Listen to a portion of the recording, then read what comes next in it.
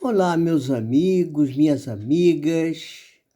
Hoje é uma segunda-feira, dia da nossa palestra das segundas-feiras. E aqui nós nos encontramos para trazer para vocês mais uma reflexão sobre um tema de altíssimo interesse para as nossas vidas. Nós vamos falar hoje sobre o amor.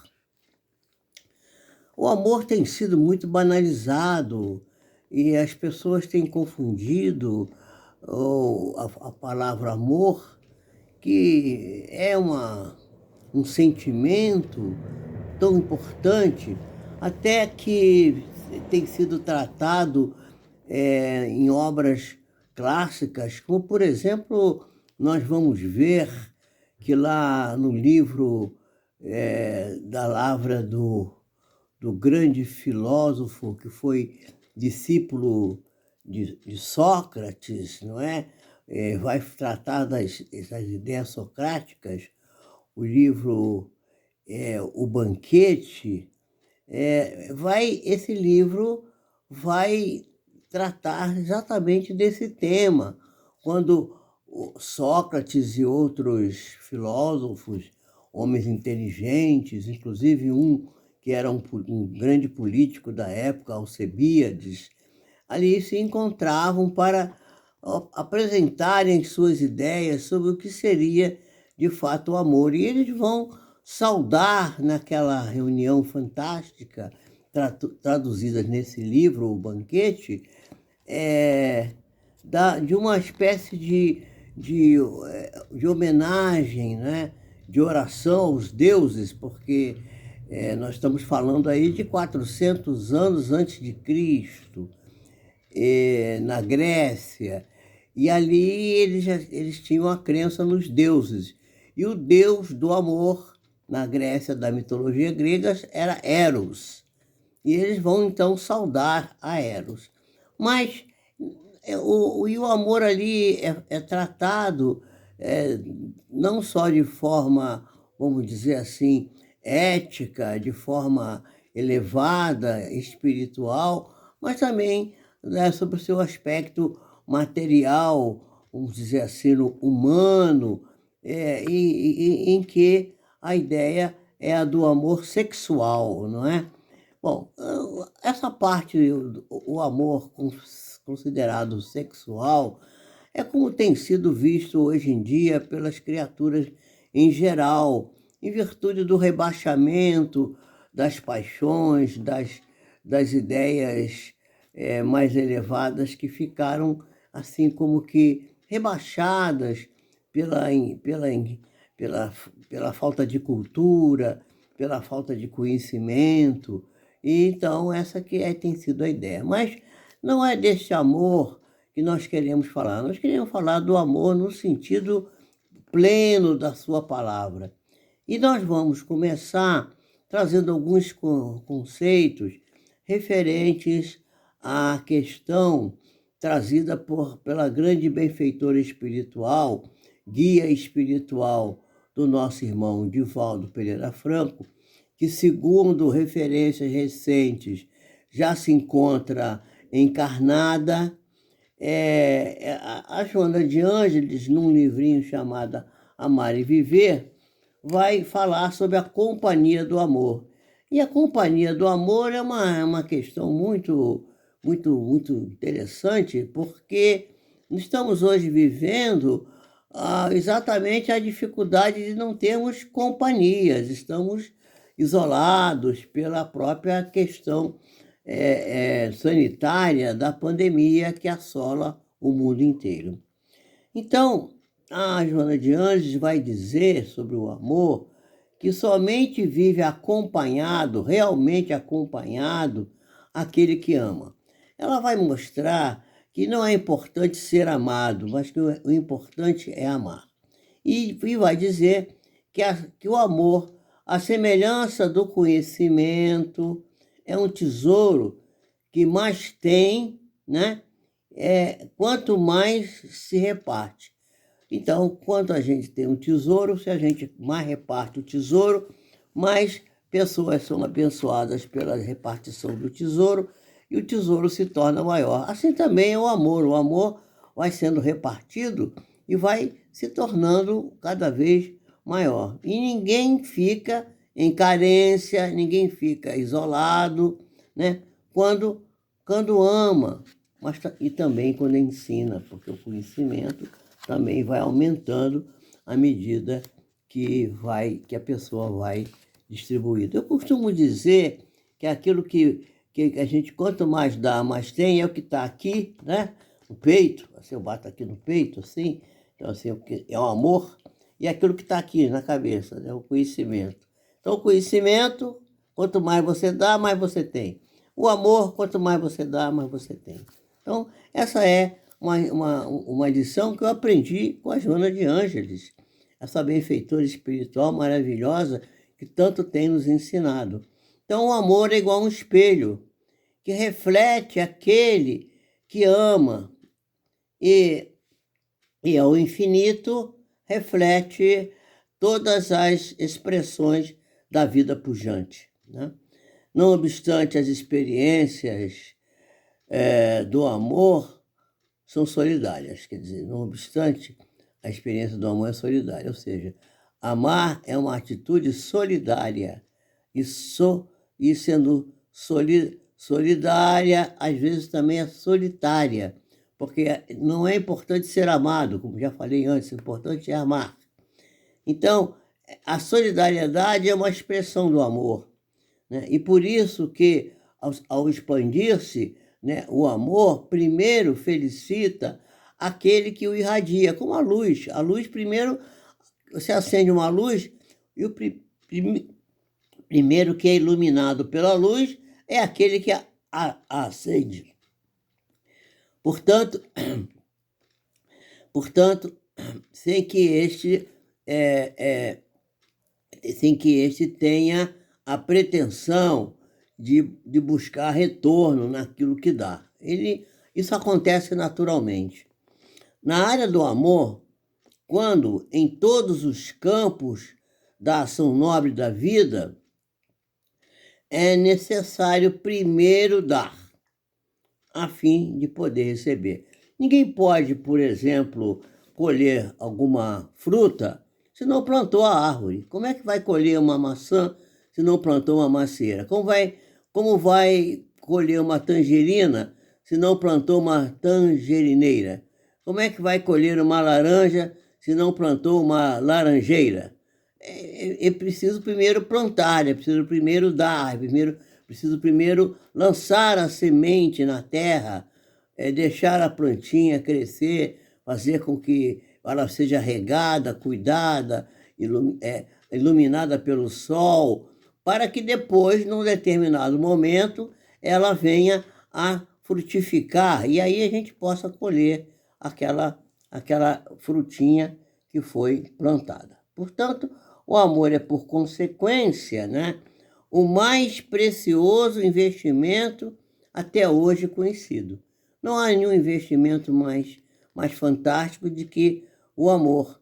E às vezes a pessoa diz assim, se não me amar, eu não vou amar. Está errado, não tem que esperar ser amado. Ama porque você amando, você vai colher naturalmente. Pode ser que não venha do lado para onde você está dirigindo o seu amor, mas vem pelo outro lado, vem por outro caminho, mas vai acabar chegando em você. O amor é como um bumerangue, você atira, ele vai, roda lá e, puf, cai de novo no seu colo. É assim que é. Portanto, porque antes de que o amor dê resultados, antes mesmo, né, a que se propõe, ele já produz na hora que nasce, no nascedouro já começa a produzir as suas excelências de que se reveste, porque traz para a pessoa que ama bem-estar, traz para a pessoa que ama paz, traz para a pessoa que ama alegria. Tudo isso já são benesses que inicialmente o amor concede àquele que o tem e que o dá, né? Então, portanto, o amor não se queixa, o amor não se impõe, é paciente, ele é promissor. E apesar de todos esses predicados, não impede que a pessoa, que o ser humano, experimente os métodos que propiciam a evolução, dentre os quais o sofrimento. A pessoa que mesmo que ama também sofre. O sofrimento em forma de testemunhos, em forma de dificuldades, em forma de problemas que vão surgindo no dia a dia de sua vida. Isso vai acontecendo sempre. Assim, logrando atrair aqueles que são indecisos e inseguros. É por isso que aquele que ama sempre vai atrair essas criaturas que acabam também se beneficiando do contato com aquela criatura amorosa, que inspira amorosidade, que inspira o sentimento puro do amor. Então, ninguém deve temer a experiência gratificante de amar, não se deixando impedir, não se deixando travar, não se deixando ficar estacionada pelos obstáculos que se levantam por todo lado. Toda hora a gente está sendo chamado a dizer assim, deixa isso para lá, não se preocupa com essa pessoa, com essa situação, vai cuidar de você. Tal. O egoísmo falando às vezes mais alto, não é? Portanto, é importante que possamos dizer uma palavra gentil a alguém, expressar solidariedade com um gesto a qualquer pessoa que surja à nossa frente, ao nosso lado, cooperar com um sorriso cordial ou em qualquer realização digna. Saber pelo menos dizer assim, olá, como vai? Está tudo bem? Não é? E demonstrar a vida que está em si e ser afável para com todos. Essa é uma diretriz que devemos procurar seguir. Então, a gente amar, na hora que amamos, estamos fazendo um grande bem a nós todos. Jonas diz assim, far-te-á um grande bem o ato de amar. Então, é preciso que a gente siga nessa caminhada. Não aguardes, porém, que os outros te compartam as dores, as tuas provas, que são sempre pessoais e intransferíveis. As nossas dificuldades são nossas. O fato da gente ter dificuldades não impede da gente amar ao nosso próximo. O melhor amigo e o mais caro afeto, por mais participem da nossa aflição, não vão conseguir diminuir a profundidade e a dureza, a crueza da nossa prova. Nós teremos sempre que estar preparados para enfrentar as nossas próprias dificuldades. Porque a gente sabe que se a gente tem uma chama pintada, por mais perfeita que seja, jamais ela terá o poder de atear fogo a uma insignificante fagulha que produz.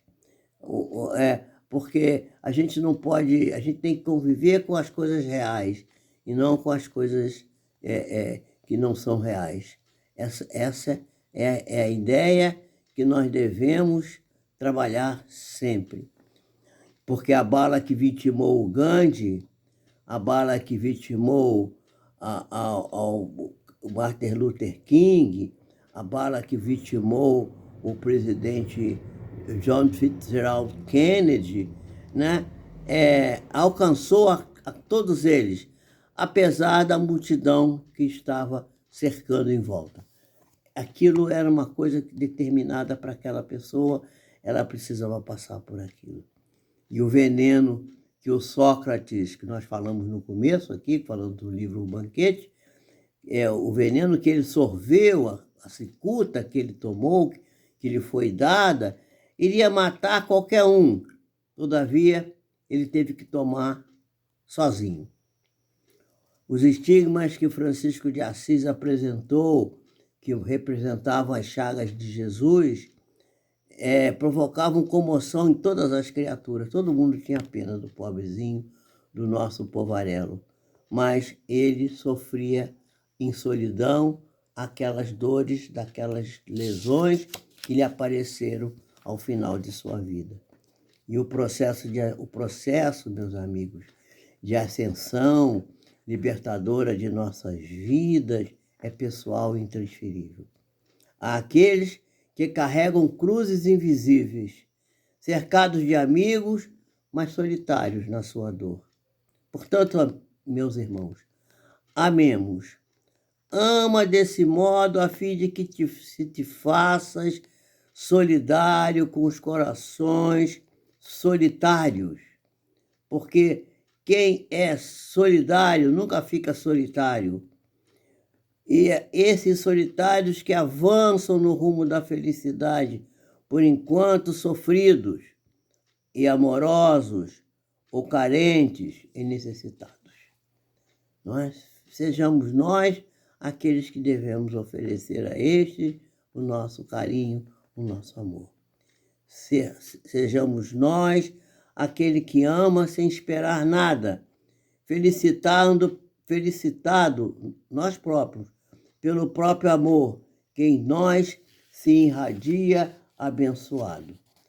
Muito bem, no Evangelho segundo o Espiritismo, nós vamos encontrar, no capítulo 11, a lição que trata exatamente da lei do amor. E o Espírito Lázaro vai nos dizer sobre o amor, que o amor resume a doutrina de Jesus toda inteira. A doutrina de Jesus é um perfeito hino de amor. Então, visto que o sentimento chamado amor, por excelência, é a doutrina de Jesus. E os sentimentos são os instintos elevados à altura do progresso que nós já conseguimos ter feito. Na sua origem, no começo, o ser em evolução, o homem, ele tem só instintos. Quando vai mais avançando e acaba se corrompendo, ele vai ter só sensações. Quando ele se instrui, quando aprende, quando evolui um pouco mais, se depura, se regenera, ele começa a ter sentimentos. E o ponto mais delicado do sentimento é o amor.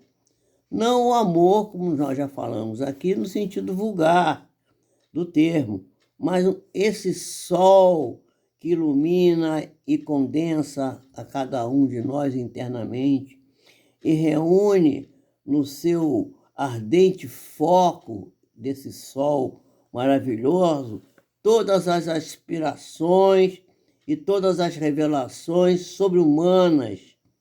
A lei do amor substitui a personalidade, porque faz com que apareça a individualidade, que é o ser que duradouro, o ser real, o ser que só vai sobreviver à morte do corpo, né? Porque vai produzir esse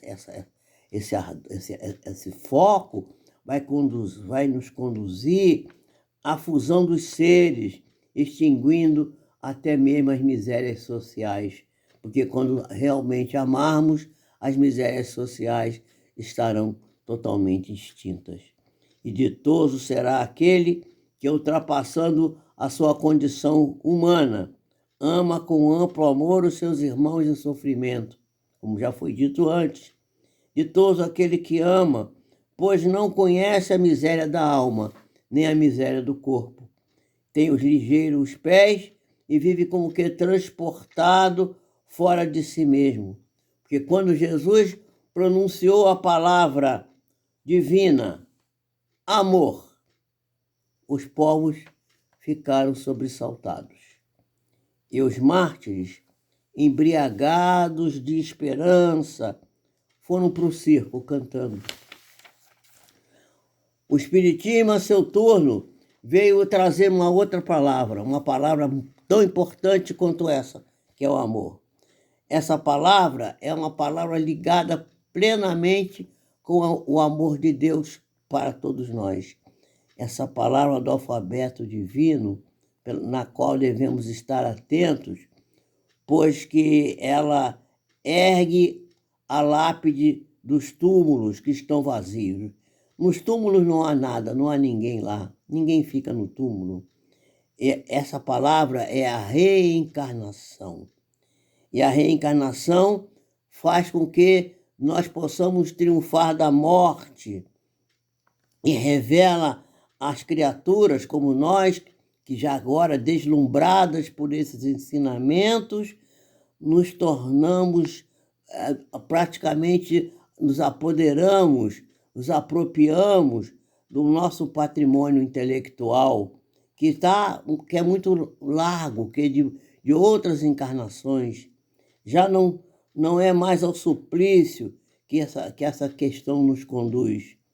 É porque vai nos conduzir à conquista de nós mesmos, do nosso self, da nossa própria condição interna, nos transfigurando de seres humanos em seres espiritualizados. Porque Jesus morreu na cruz e derramou seu sangue.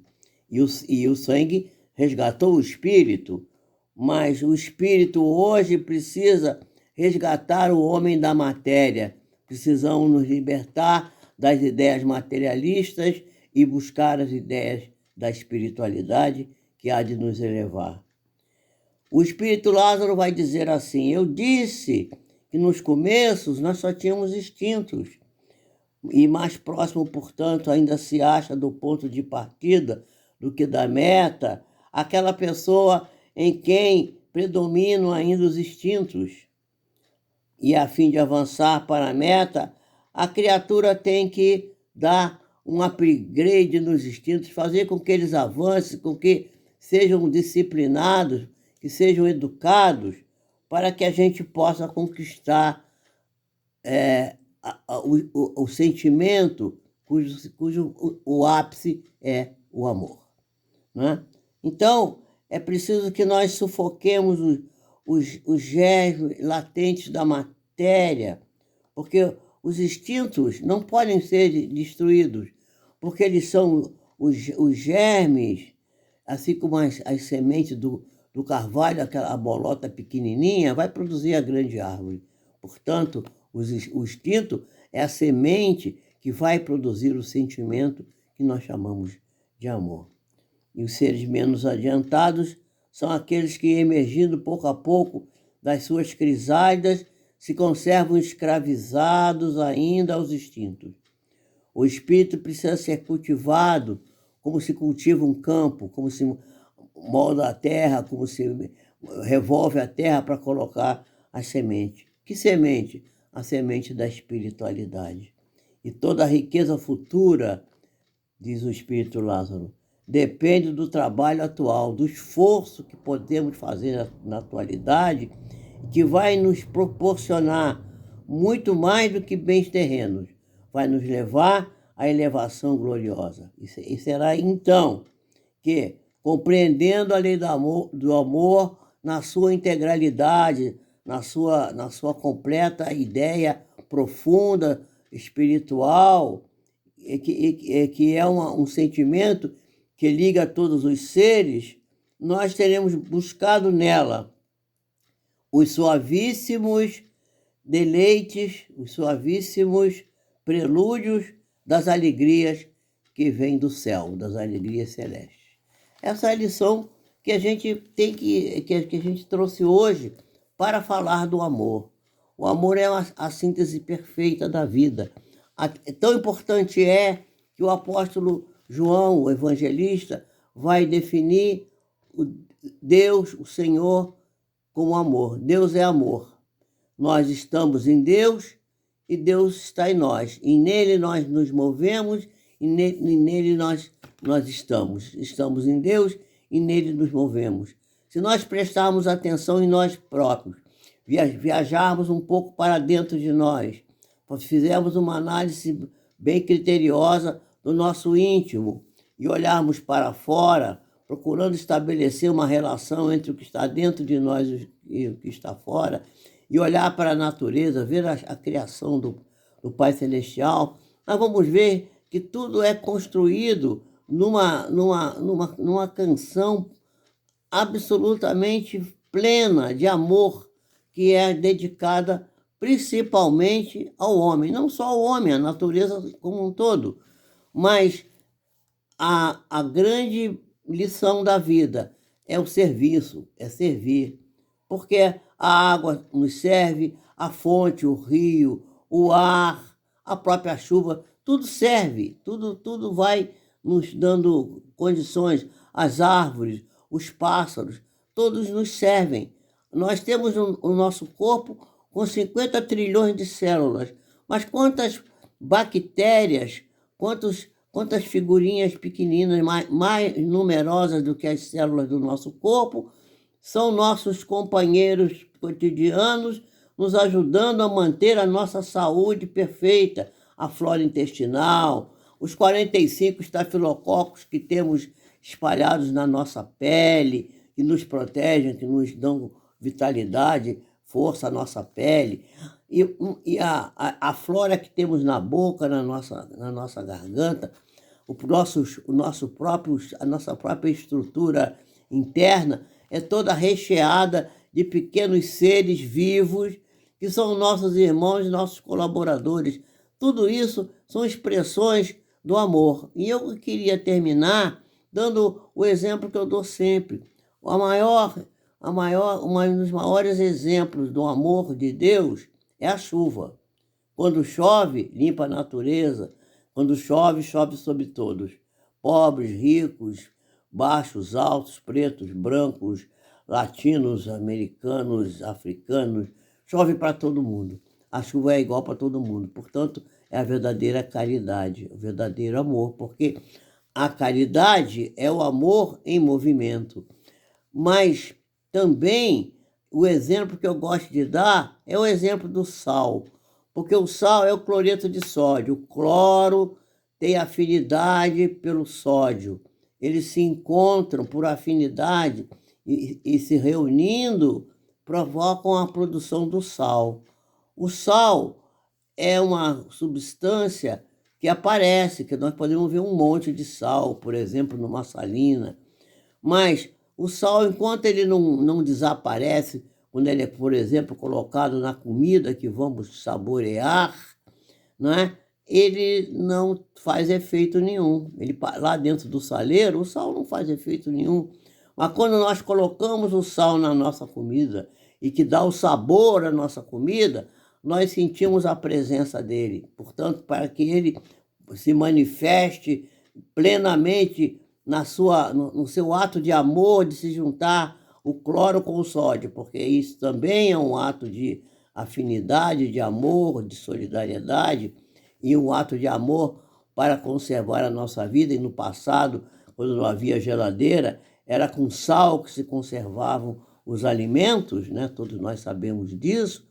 O sal, quando ele desaparece, é que ele passa a fazer o seu verdadeiro efeito. Portanto, essa é uma lição da vida para nós. Nós precisamos aprender a nos abnegar, a negar a nós mesmos, a buscar a humildade, a não querer aparecer muito, querer apenas servir. Vamos ajudar, vamos servir. E o servir é uma grande expressão de amor. Portanto, a gente sabe, como Jesus já afirmara, que quem quer ser o maior, seja este o servidor de todos. Porque aquele que serve é aquele que será, ou aquele que poderá dar as ordens, aquele que poderá dizer como se deve ser feito. Portanto, então, a necessidade da abnegação, de sumir, de desaparecer um pouco, de deixar com que quem está em volta brilhe e a gente torne-se apenas uma pessoa que vai cooperando, fazendo, vamos dizer, o segundo plano para dar suporte para que as criaturas brilhem e cresçam. Né? João Batista dizia isso sobre Jesus, dizendo: é preciso que eu diminua para que ele cresça. Essas são lições que devemos aprender. Portanto, meus amores, aí está a lição que eu quis trazer hoje sobre o amor. Que o amor possa inundar as vossas vidas, que vocês possam se sentir plenos e planificados pelo amor único e puro de Deus, que nos envolve a todos em todos os momentos da nossa vida. Nos dá a própria vida e nos faz sermos resilientes e capazes de produzir o bem. Sejamos todos muito felizes e possamos estar sempre juntos. Eu agradeço muito terem estado aqui comigo até agora e que a bênção de Deus se faça sobre os vossos espíritos. Que assim seja. Amém.